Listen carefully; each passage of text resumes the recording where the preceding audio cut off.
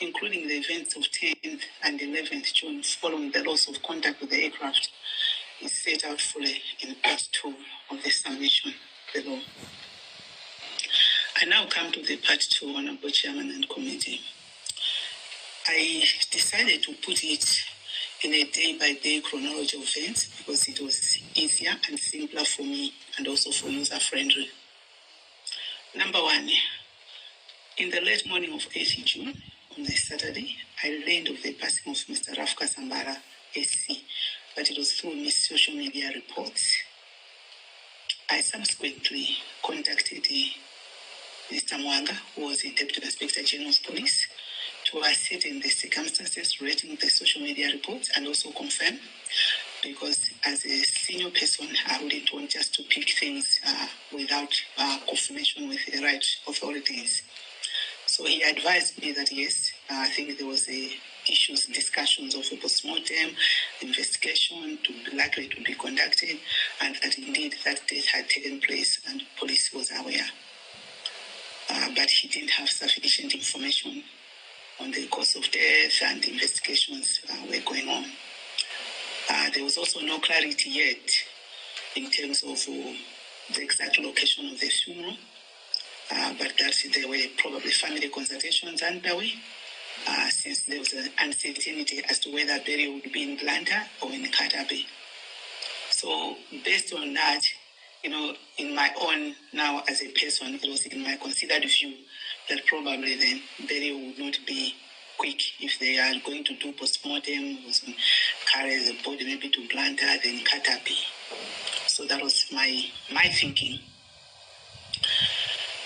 The same afternoon, I contacted the clerk to cabinet to actually find out whether preparations for memo have started, whether he had heard about the funeral and preparations for memo, because being a former cabinet minister, military honors would be there. But there was, of course, uncertainty as to how to proceed, knowing that Honorable Kasambara had a court conviction, raising the question whether he would be entitled to the military honors. So with that information, I consulted the Minister of Justice on the correct procedure and whether military honors would apply or not. And the Minister of Justice advised me that the decision on military honors was the President's prerogative and was not only dependent on whether there had been a conviction. In that case, I relayed back to the clerk to cabinet and I advised him that regardless of the conviction actually, which was just a discussion between us, the matter of military honors remained the presidential prerogative, and that OPC's duty to provide condolence money and government representation, given that Honorable Kasambara was a former minister, we still had that obligation. So following this, of course, they did the initial draft, but I finally finalized it and submitted a memo to the President, notifying him of Mr. Kasambara's passing and also seeking approval on 3 matters. Number 1, it was military honors to be granted to the late Kasambara as his prerogative. Number 2, recommendation that Honorable Richard Shimendo represent the government at the funeral. And number 3, release of condolence money, which the clerk to cabinet had advised me was 5 million kwacha to the family. So the President approved these 3 requests. On Sunday,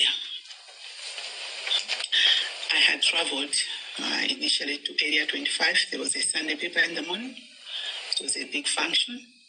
But thereafter, I went to my village because I was preparing my mother's tombstone the following week, unveiling. So while I was there on my way, I saw on social media, I think, that contrary to my area assumption, the funeral of late Kasambara burial was going to take place the following day on a Monday in Katabe. And also comments circulating that Vice President would be attending. So, of course, it made me like, since I had that assumption initially, I didn't really pay much attention that it would be maybe a few days away. This now made me really to panic a bit because then I had to follow up. So knowing that I was away whole day, I first of all tried to find out whether there was any memo which had come to the house as feedback from the president, because sometimes State House would call, my assistant would go collect memos and deliver them at the house. So there wasn't, and when I followed up, and before following up with the president, I called the PS in the vice president's office, like Sikwese, to check with him whether the vice president was indeed back in the country and whether he would attend the funeral. His response was that Sanabange Shiganizo. So I said, okay, Mugabanga Shiganizo, then Mudiwuze. My main reason actually within me was to establish, for protocol purposes, that if the vice president was going as the most senior member of cabinet, then he should be accorded the right protocol to avoid a situation where the most senior government case would be a minister in the presence of a vice president. That is, it's out of order. So this was my main concern. So when I reached home, that was around, I think, 5-6 p.m. because I was on the way from the village going to Lilongwe. I also sent a message to the president following up on the memo that had been sent to his office the previous night, which was a Saturday night, and he indeed responded that he had already cleared the memo, and that probably delay to reach me was that being a Sunday, his team was not in office. So he confirmed that we were to proceed with the condolence money and with Honorable Chimendo to traveling to represent government. Between approximately 7, because remember it was between 5 and 6 I was coming from the village, but I think between 7 and 9, I don't recall much in terms of the exact times because my phone is still in the custody of police and I've not been able to use it to help me jog in my memory and find some of the conversation I was making that time. But what I recall, to the best of my recollection, is that I made and had received a series of calls regarding the funeral arrangements between that period. First, I had called the Craig to cabinet to inform him that the funeral was in fact indeed the next day and that we needed to expedite processing of the money and the other required arrangements.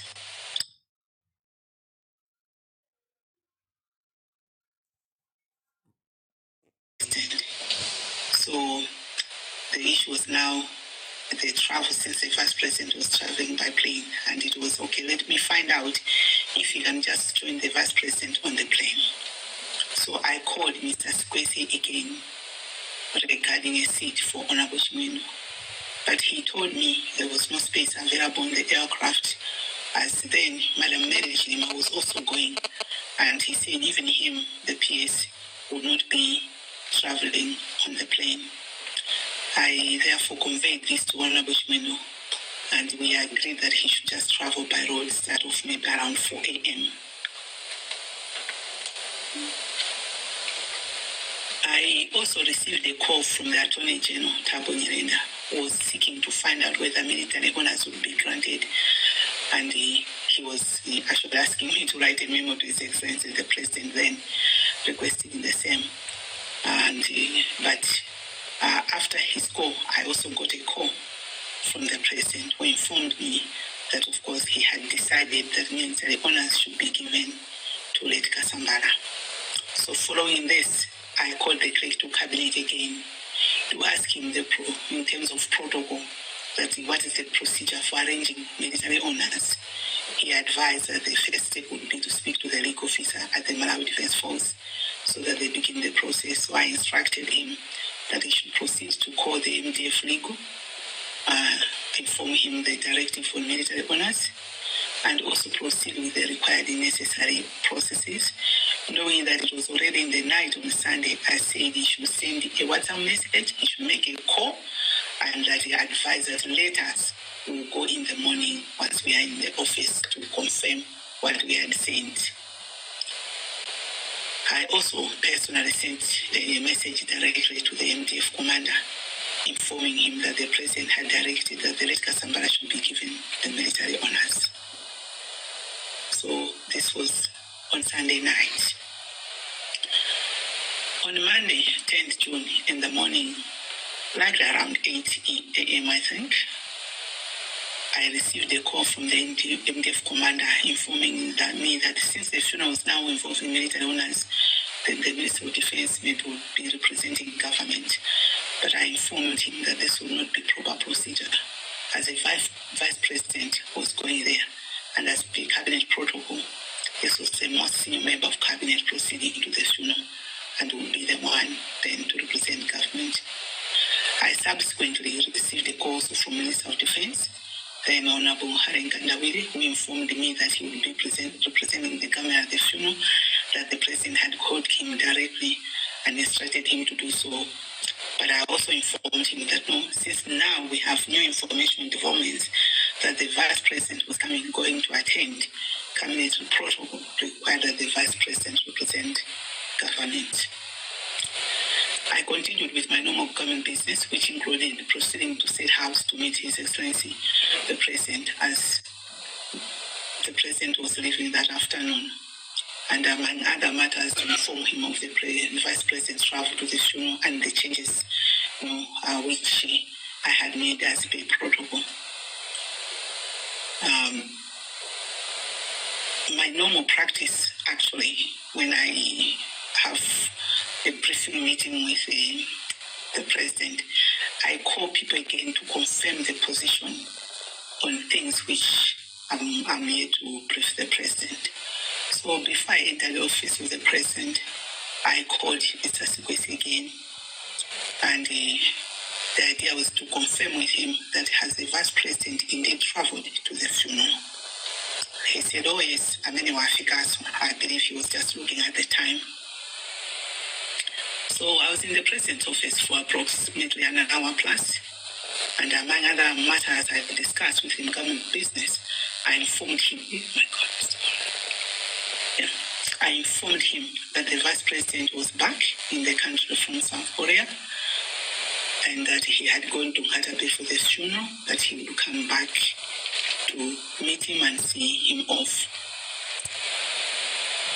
And at that point, I also took advantage to ask His Excellency that whether he had also delegated Honorable NKHANI, to which he responded that that would be irrelevant if the vice president is there, the most senior person who would naturally be the one representing. Actually, he spoke in